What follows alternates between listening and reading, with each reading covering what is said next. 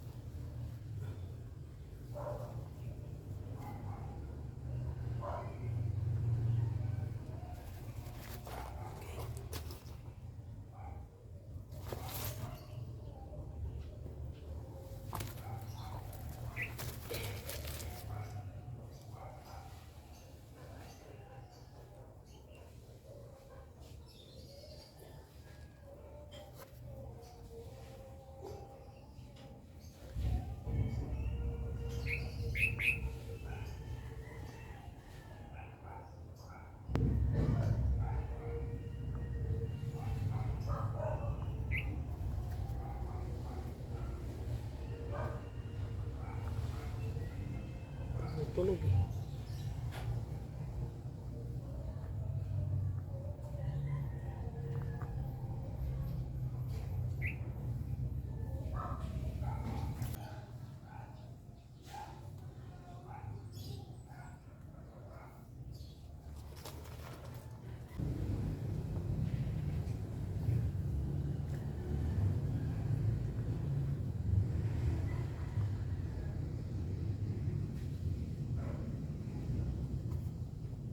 Kailangan damihan natin.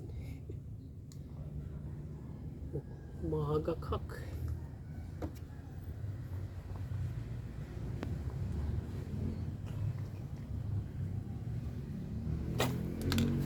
Yan o. Pure 5 sweeter din to eh. Pumpkin. Kapatid to nung isang lalaki na malaki. So ito medyo maliit lang siya eh. Nahuli kasi medyo salakitin.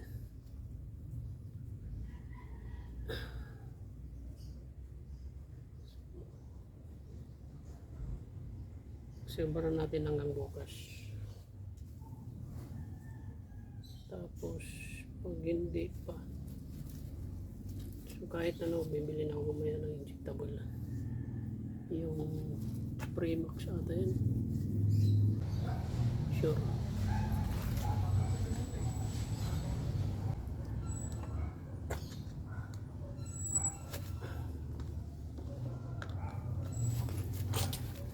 Bisa yan yung oregano, saka bawang, kalamansi, saka yun yung luya, sorbitosin. Pagbata yan eh.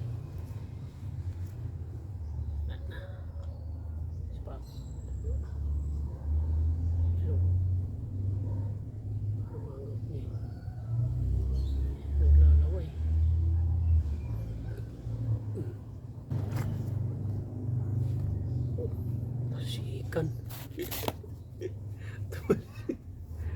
bilang sipon.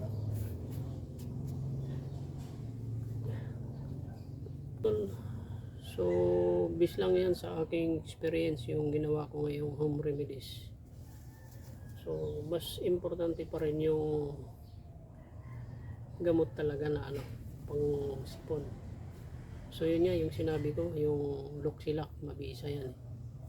Kaso ito, isang beses ko pala ito napapainom. So, painumin ko mamaya ng isang tabletang Luxilac. Kasi kahapon pa lang ito nag-umpisa eh.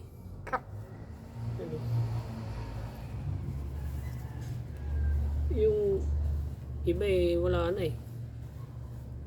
Yung pinainom ko ng hinalo ang Sunrox yung tubig tsaka isang Luxilac. Ito lang hindi pa natanggal eh. Talagang malala sa kanya eh. So sana mayroon kayong mga natutunan sa video kong ito sa pagbibigay ng kaalaman sa pagmamanok kung paano natin gamutin yung may sipon sa alak.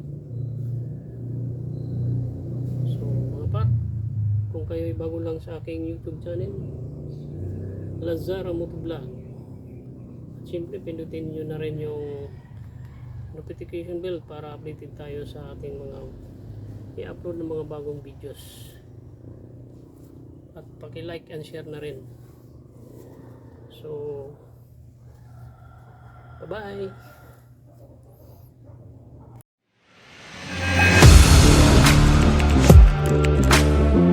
Audio Jungle.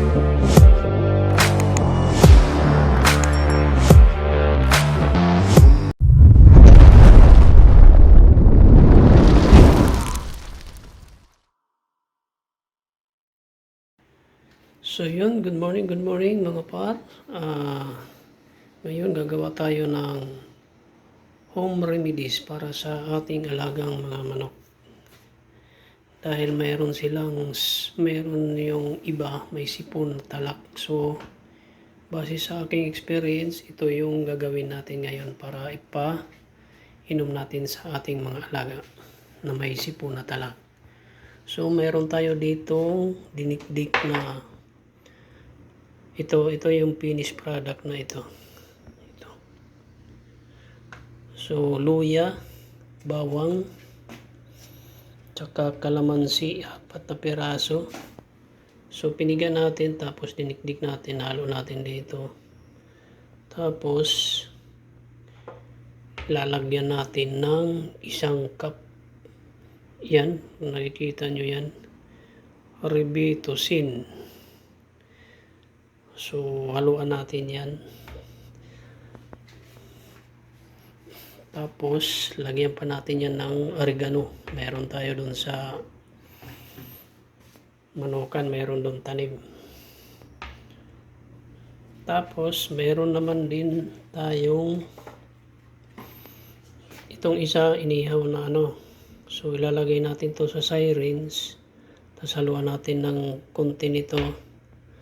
Ibubuga natin dun sa ilong ng manok para lumabas yung namumuong sipon dun sa ngalangala niya sa sa ilong. Kasi medyo malakas na yung niya, tunog sa talagang nanikit na yung sipon dun sa niya. So bubugahin natin yan mamaya. Ito iihaw muna natin to para minute. Tapos pipigyan natin sa malinis. Tapos ilagay natin sa syringe. Pagkatapos natin mabugan nito, painumin natin na nito. Yan, lahat yan, pati yung bawang tsaka yun. Tsaka ba natin painumin ng gamot. Yung ginagamot ko sa kanila, Luxilac tablet. Yun, mabisa yan. So, bali na painom ko na yan sila ng Luxilac tablet, tsaka yung inumin Sunrox, yung mabisa yung Sunrox kasi maga yung mata nun, tapos nagluluha. Nung pininom ko ng Sunrox, sabi yung Luxilac, medyo yung iba wala na. So kaya nasabi ko na mabisa talaga yon. So bali ito, pahabol na lang natin to sa kanila para masigurado tayo na tanggal talaga yung sipon sa kalak nila. So yun, maya pakita ko na rin sa inyo kung paano natin ipainom to, tsaka yung pagbuga sa ilong ng manok.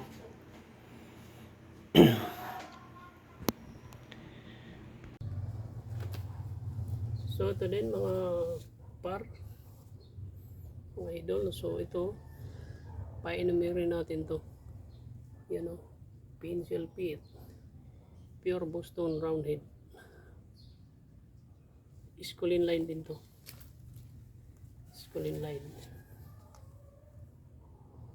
So, puro quality yung manok natin ngayon. Nag-upgrade tayo. Kasi yung mga nakaraang taon, yung mga manok natin, puro bilang lang yung panalo.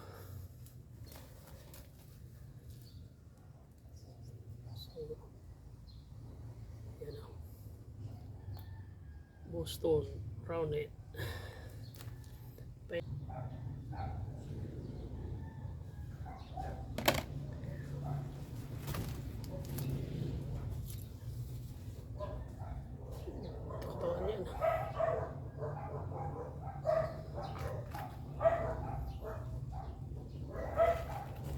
Tapos itim yung tahid.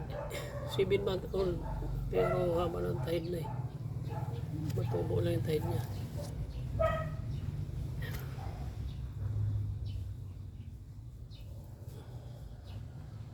Pan-December natin to. So ito yun, yung isa pa mga par. Babae pero wala na siya oh. Wala na. Ito yung unang nagkasipon eh. Pininom ko lang to ng isang Doxilab tablet tsaka Sunrox. Yung isang litro tubig halo ng isang cup. Yung takip niya ng isang litro. Kasi pinapainom ko sa kanila. Wala na oh, galing na. Pero anuhin pa rin natin para sure tayo.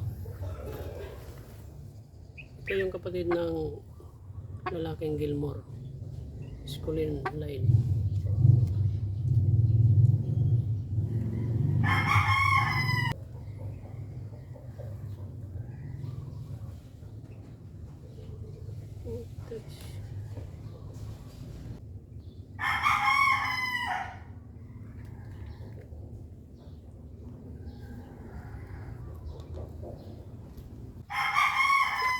Dalawang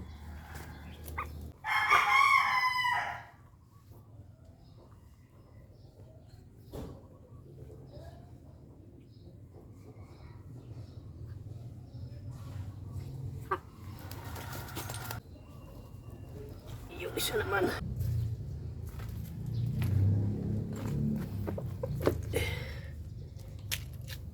ito din mga par pero wala to eh, walang punto pero painumin ko lang. Ito lang ang hindi dinapuan tsaka yung isang Boston Round ito pure 5K sweater.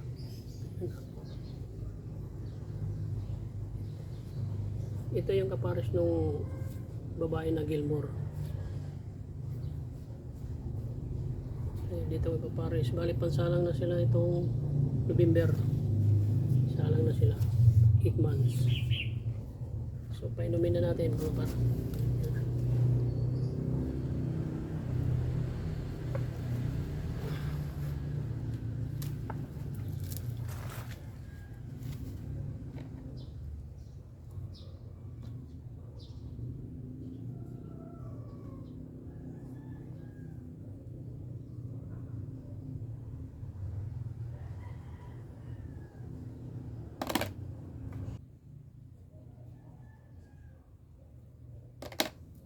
Isa naman.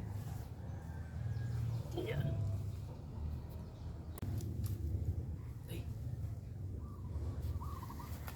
So yun mga par. Ito naman yung isa natin pero wala na rin oh. Nung isang araw bumubula din yung mata nito eh. Pero nung napainom ko ng Sunrox saka Doxilab, wala na siyang halak. So bali ito yung kapares ng babae. Ito sila. Ito yung magpares. 5K sweater saka Gilmore hats. Ito Sculin line naman to. Pure Gilmore. Yan o. Green legs. So bugahan na natin yung ilong para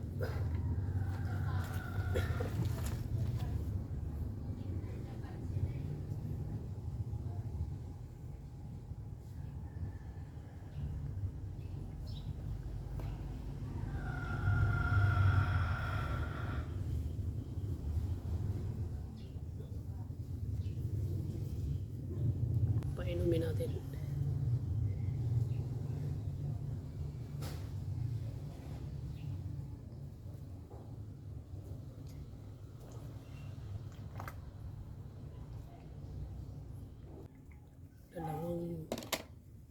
Dalawang buga tapos itong sapal paano na rin natin.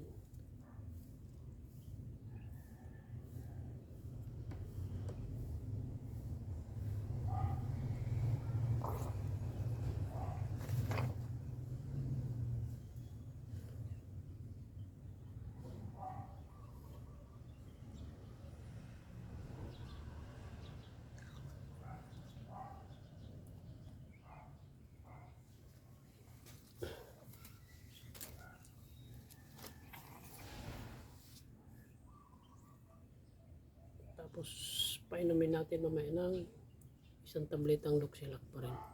Kasi tig-isa pa lang napapainom ko nito eh.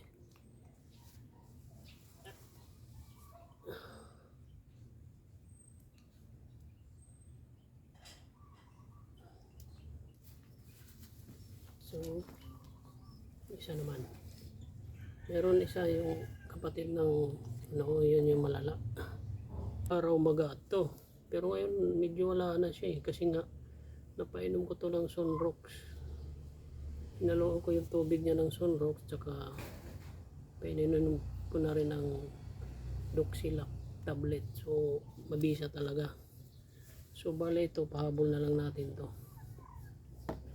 So dapat itong Sirens, kalamansi ito tsaka kunting Robitussin.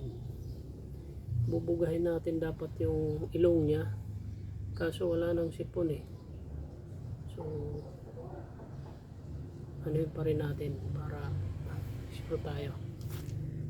Bugahin natin.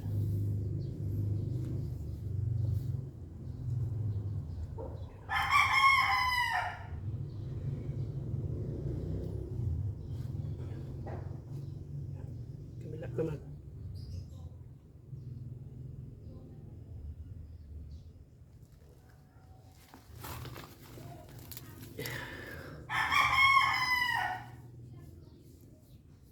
Malapit ko na to sa isa lang. Papares ko. Ito 5 key sweater to, pure to. Galing kay Red Game Farm. Yan. So, painumin na natin ito.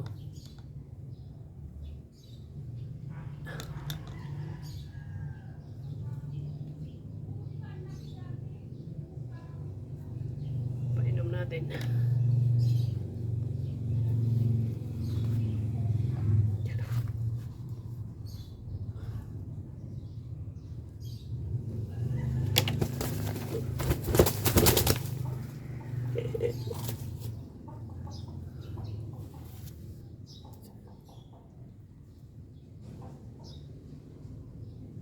Yung luwak.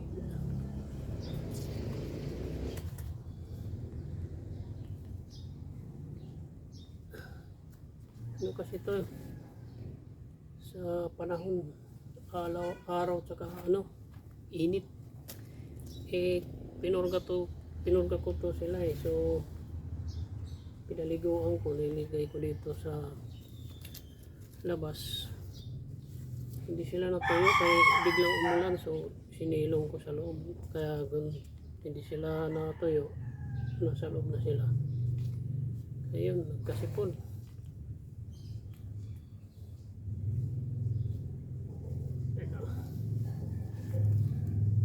Pinsil yung paa.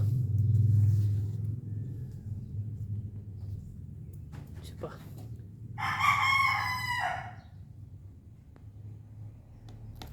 Tignan natin kung ng bawang tsaka luya tsaka oregano papakain natin. So, ito.